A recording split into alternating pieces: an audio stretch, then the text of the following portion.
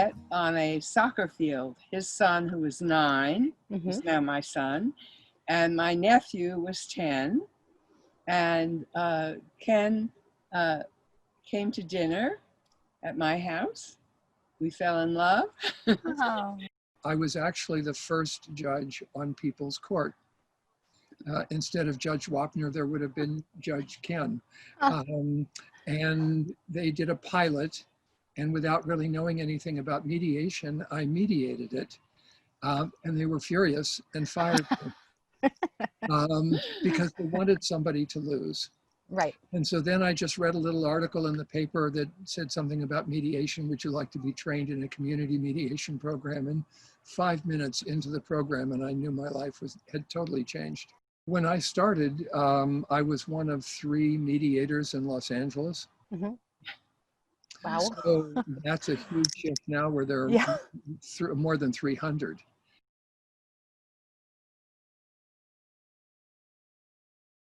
But I see mediators coming more and more to Ken to ask about the role they can play in creating peaceful alternatives in social movements and to combat the police violence and to combat the degradation to the environment through mediation. We're all operating, you and I and Ken, we're all operating on the grassroots. Yeah. And we must look at what's right in front of us and how can we connect with the people we're surrounded with or the communities that need our help as a volunteer or proposing actual work. Right. These are exactly the skills that are now needed in the world in order to solve global problems.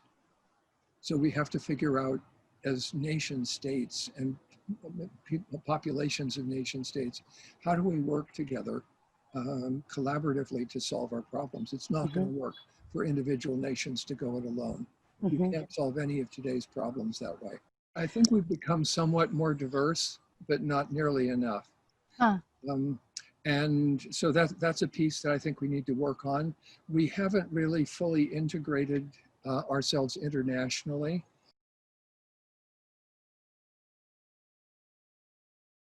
I would strongly recommend meditation for anyone who practices conflict resolution, because it's very, very difficult to do this work without having that kind of inner space that allows you to approach conflicts from an unstressed and really even an energetic point of view. Mediation looks into us. Nietzsche says, when you look into the abyss looks into you. And conflict looks into us and asks us, how are you doing? Yeah. And I think it asks us that individually and professionally.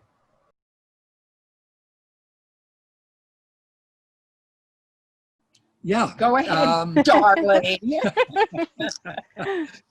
First of all, we've written 6 books together, and that's really tough because we each have an idea about, what word is the right word to use. And I think for each of us, we are struggling to find our own style. And Claire, I will give you a list of all the words Ken put into the book that I think should be eliminated. I would love in the that. next edition, I'm going to make sure they are. So I'll tell you about I that. will look for them. Okay. If there are 2 people who are writing a book and one has one voice and another has another, together we create a third voice. It isn't the same as either of our individual voices, but as somebody new. Yeah. And richer. Those books actually turn out better. Yeah. Yeah. It's a constant process of checking in with each other. Yeah. So that each of us knows what is the intention of the other person or the desire or the wish. And sometimes that wish or desire originated in a wish or desire, a survival strategy of one of our parents, and we unconsciously adopted it. So making those unconscious inheritance or legacies explicit for ourselves first, and then communicating it, for me to communicate to Ken, well, this is what I what I was doing to survive my mother's intentions about cooking dinner. You handle right. eating in 2 hours because it's going to take me that. I set up a lot of breakfast, and then Ken had to fix his own version of what I had laid out, and combining ingredients, and had set up his own toast and his avocado and his cheese, and had it all set on the table exactly. And then he pointed out that his father every morning had a piece of toast that was cut on the diagonal. Yeah. And had to be cut on the diagonal, and was an obsession about cutting on the diagonal. And he was laughing about it, about himself. Mhm. And I was laughing because I loved his dad. It was a real honor and pleasure, I'm going to cry, to know him. He was a beautiful person. And I could see him being really focused on how to cut that toast. But small little things like that. Yeah. I could have gotten pissed off. What, you didn't like the way I did my toast? Your toast? Well, do it yourself next time. No, that was an alternative. We each have the confidence that the other person will give us the airtime or the attention or the opportunity we need to make the point we have. We both came into our relationship as mature professionals. And so we each have a lot to offer, and a stake in offering what we believe, because we care a lot about some of the social issues, political issues, personal growth issues that we want to offer to the people who are with us. Yeah. And we also give each other permission to jump in. So I could be talking away about something, and Joan knows that she has permission. If she sees a place where she thinks that something would be useful, I know that she's watching the room, she's feeling the energy of what's going on, and she's going to make a contribution. And so I do the same with her, and so we kind of have this little dance of going back and forth with each other, which is really nice. There's a big mistake that you can make, I think, which is trying to be the mediator in your relationship with another person. And you know, that raises issues of neutrality, and you don't want to be neutral about your relationship. But mostly, it's more important to be authentic and to be honest and to be open with each other. Because the relationship is the exchange and the flow of energy. And so we pay a lot of attention to the energy, and we stop when it isn't working right. And we don't always use technique. What we try to do is to use the technique that is beneath all the techniques, which is just really caring about each other and wanting to understand what it is that happened for the other person and for ourselves. Yeah, we don't want to be techniqued by each other. At least once a year, and periodically we give ourselves some really honest feedback about what's working and what isn't working for each of us in the relationship, and where we want it to go next year, and what we're going to do in order to make that happen. And we do a lot of that kind of strategic planning on the fly. Well, it's taking a pulse or a check-in. And one of the things that's so important in the mediation process, sometimes the mediator has an emotional reaction or trigger.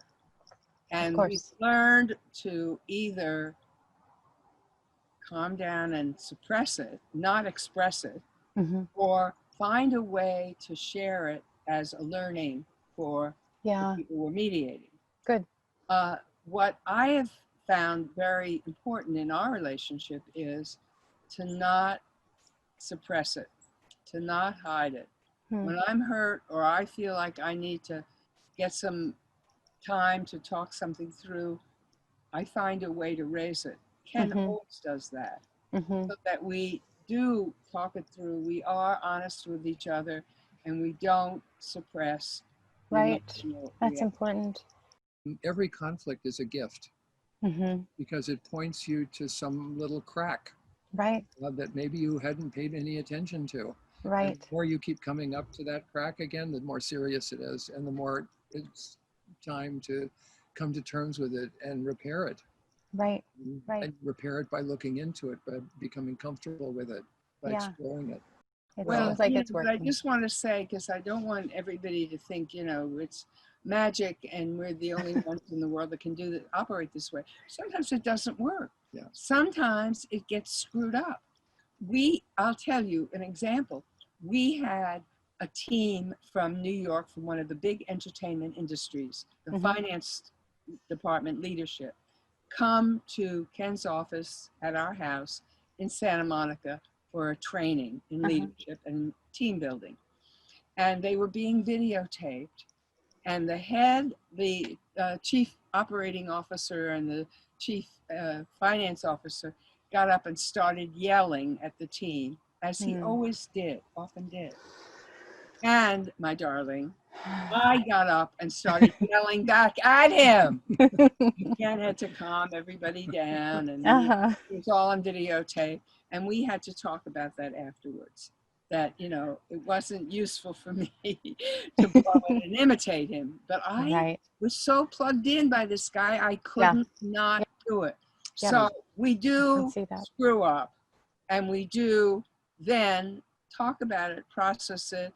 What triggered that in you? Well, how come? And what are you going to do differently next time? And we work it out. A primitive understanding of what it is that we're doing, and that is now grown by leaps and bounds, in large part as a result of mediate.com and the enormous contribution that mediate.com has made to the field of publishing. That's true. Pieces that are not just academic, but really are reflective practice, and creative ideas, and sometimes ideas that are just wrong. But also linking mediators. Yes. Mediate.com is really a location where mediators from all over the world can connect with one another. And a source of support for people who are looking for referrals. So it's been all of those things and a major, major benefit to all of us.